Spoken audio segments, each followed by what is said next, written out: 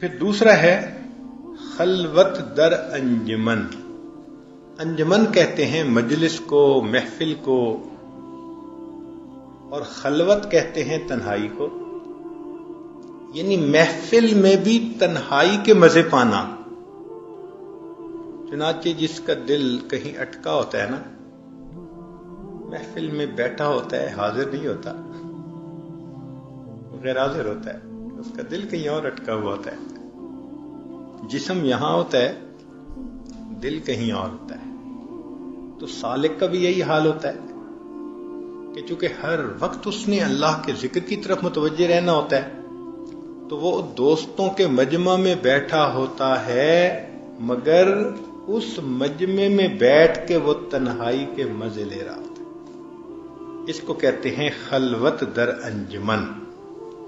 یعنی انجمن جو کہ تفرقہ کی جگہ ہے، باطن کی راہ سے مطلوب کے ساتھ خلوت رکھتا ہو اور باہر کا تفرقہ اندرونی حجرے میں راہ نہ پائے. یعنی تفرقہ ہو تو باہر ہو، اندر تفرقہ نہیں ہونا چاہیے، وہ یکسوئی ہے، اللہ کی طرف دھیان.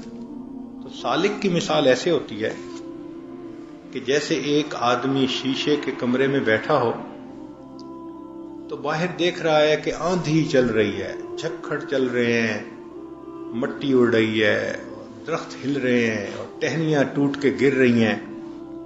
تو باہر اتنی ٹربولنس ہوتی ہے، مگر وہ اندر بڑے آرام پرسکون سے بیٹھا ہوتا ہے، اس کے اوپر اثر نہیں ہوتا. تو بالکل جس بندے کو نسبت حاصل ہوتی ہے اس کے دل کی یہ کیفیت ہوتی ہے کہ باہر ادھر ادھر وساوس، باتیں، خیالات، سب ٹربولنس ہوتی ہے، لیکن اس کا دل، اس کے اندر جمعیت ہوتی ہے. جتنا مرضی تفرقہ باہر ہو جائے، وہ باطن کی جمعیت پر اثر انداز نہیں ہوتا. چنانچہ وہ ایک لمحہ بھی اللہ سے غافل نہیں ہوتے. حضرت مجذوب رحمۃ اللہ علیہ نے ایک مرتبہ تقریباً 1 گھنٹہ سب دوستوں کو خوب لطیفے سنائے، خوب ہنسایا. جب ہنس ہنس کے لوگ تھک گئے نا، تو یکدم وہ سیریس ہو گئے اور کہنے لگے کہ بتاؤ، اس 1 گھنٹہ ہنسنے کے دوران تم میں سے کون تھا جو اللہ کی طرف متوجہ رہا؟ تو لوگ حیران، کسی کو یاد ہی نہیں تھا. پھر اپنے بارے میں فرمایا کہ گو میں آپ کو ہنساتا رہا 1 گھنٹہ پورا، مگر اس 1 گھنٹے میں 1 لمحہ بھی میرا دل اللہ سے غافل نہیں. اس کو کہتے ہیں خلوت در انجمن، کہ ظاہر میں انجمن ہے مگر خلوت کے وہ مزے لے رہے ہیں.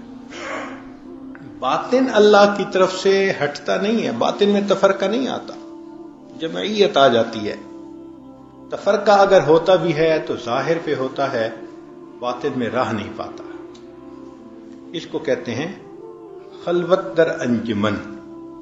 ازبروں درمیان بازارم، وزدروں خلوت است با یارم.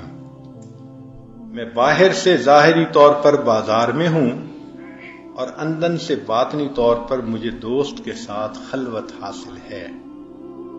ابتدا میں یہ معنی تکلف کے ساتھ ہے اور انتہا میں بلا تکلف ہے. یعنی سالک کو یہ ابتدا میں تکلف کے ساتھ کرنا پڑتا ہے کہ بھئی لوگوں کی محفل میں بیٹھ کے دھیان اللہ کی طرف رکھے، غافلین میں بیٹھ کے ذاکر کی فضیلت پائے، تو شروع میں تکلف سے کرنا پڑتا ہے. لیکن جب سیر کامل ہو جاتی ہے، فنائیت پوری ہو جاتی ہے، تو پھر بلا تکلف ہر وقت سوچ وہیں کی رہتی ہے. اس کی مثال یوں سمجھ لیں کہ اگر کوئی بچہ امتحان میں فیل ہو جائے تو اگر وہ کسی محفل میں بیٹھا ہو، لوگ باتیں بھی کر رہے ہوں، تو بس وہ ظاہر میں سن رہا ہوتا ہے، مگر اس کے ذہن میں وہی اپنے فیل ہونے کا خیال چل رہا ہوتا ہے کہ وہ میں تو فیل ہو گیا. غمزدہ ہوتا ہے اس کا دل، اور وہ اپنی سوچوں میں. لوگ کہتے نہیں ہیں کہ تم کہاں ڈوبے ہوئے ہو؟ تو اللہ والوں کی یہی کیفیت ہوتی ہے کہ اللہ کی محبت ان کے دل میں ایسے گھر کر لیتی ہے کہ وہ دنیا کے ان تمام مشغولیتوں کے اندر رہتے ہوئے بھی من میں اپنے اللہ کے ساتھ خلوت کے اندر رہتے ہیں. اس کو کہتے ہیں اگر جلوت میں بیٹھے ہوں تو خلوت کے مزے آئیں، جو آئیں اپنی جلوت میں تو ساکت ہو سخندانی. کہ یہ حضرات جلوت میں رہتے ہوئے بھی خلوت کے مزے پا رہے ہوتے ہیں.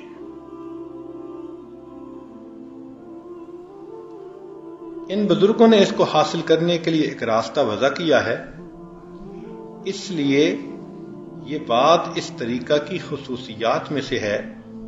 اگرچہ دوسرے طریقے کے منتہیوں کو بھی یہ حاصل ہو جاتی ہے، یہ نعمت جو ہے، یہ صفت جو ہے، یہ دوسرے طریقے کے کاملین کو بھی حاصل ہوتی ہے، مگر ہمارے ہاں تو شروع سے ہی یہی سکھاتے ہیں نا. اس کی یہ خصوصیت ہے. چنانچہ ہمارے سالک کی کیفیت ہوتی ہے ازدروں شو آشنا او وزبروں بیگانہ وش، این چنی زیبا صفت کمی بود اندر جہاں. کہ اندر سے تو ہم آشنا ہوں ایک دوسرے سے اور اوپر سے ہم بالکل بیگانے ہوں. جہاں چھپے تعلق ہوتے ہیں وہاں ایسے ہی ہوتا ہے نا، اوپر سے اجنبی بن کے رہتے ہیں، اندر سے دل جڑے ہوئے ہوتے ہیں. تو فرماتے ہیں کہ یہ نقشبندی سلوک ایسا ہی ہے کہ اوپر سے بندہ اجنبی بنا ہوا ہوتا ہے، کام میں لگا ہوا ہوتا ہے جیسے سب لوگ لگے ہوئے ہیں، مگر یہ اندر سے اپنے اللہ کے ساتھ ہر لمحے واصل ہوتا ہے. تو اس کو کہتے ہیں خلوت در انجمن، کہ محفل میں بیٹھ کر بھی یہ خلوت کے مزے لیتے ہیں. تو یہ دو باتیں سمجھ میں آ گئیں، سفر در وطن اور خلوت در انجمن.